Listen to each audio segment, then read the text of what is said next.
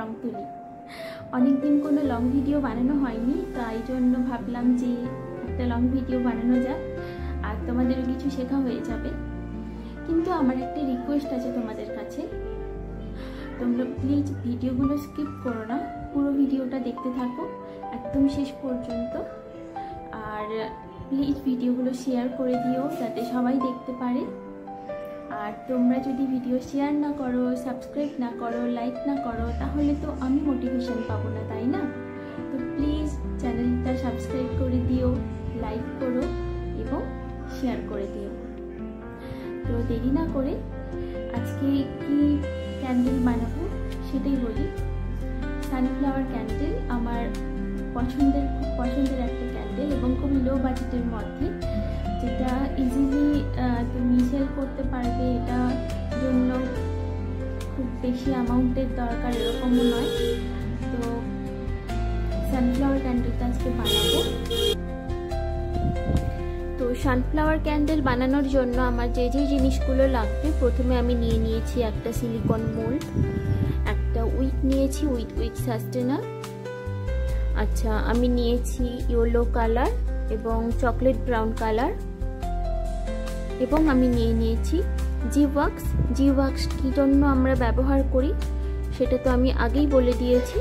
যদি আবারও জানতে চাও তাহলে আমার পুরনো ভিডিও দেখতে পারো, ক্যান্ডেল মেকিংয়ের ইকুইপমেন্ট ওখানে মেনশন করা আছে। এবং নিয়ে নিয়েছি একটা থার্মোমিটার। এই থার্মোমিটার কোথা থেকে পাবে সেটাও ভিডিওতেই বলা আছে। আর নিয়েছি মোল্ড রিলিজ স্প্রে এবং সোয়া ওয়াক্স।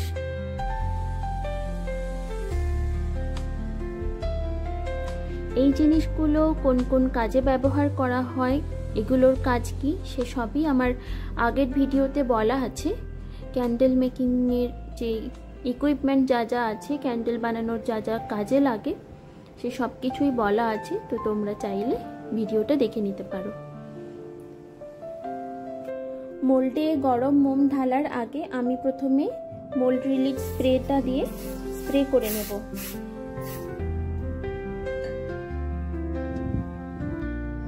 দেন তোমরা পুরো প্রসেসটা ফলো করো, তাহলে বুঝে যাবে যে সানফ্লাওয়ার ক্যান্ডেলটা কি করে বানাতে হয়।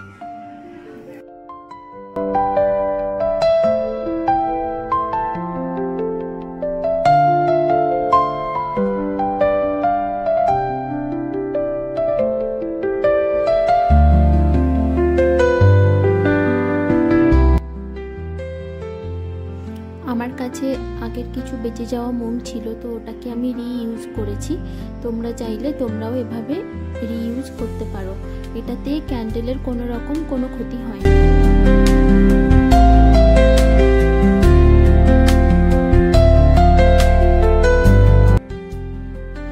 এরপরে আমি মোমটা গরম করে নিয়েছি। আর যখন মোমটা মোল্ডে ঢালা হবে তার আগে অবশ্যই করে টেম্পারেচারটা চেক করে নিতে হবে।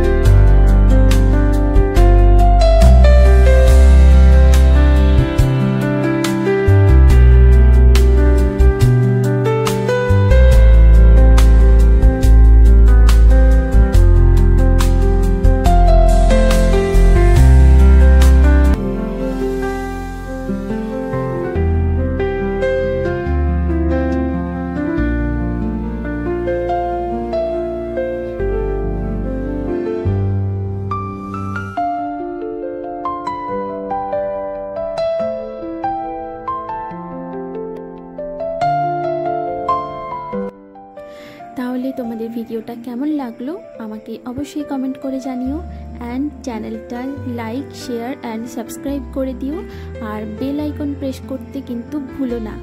তো আজকের মতো চাই, টাটা, থ্যাংক ইউ।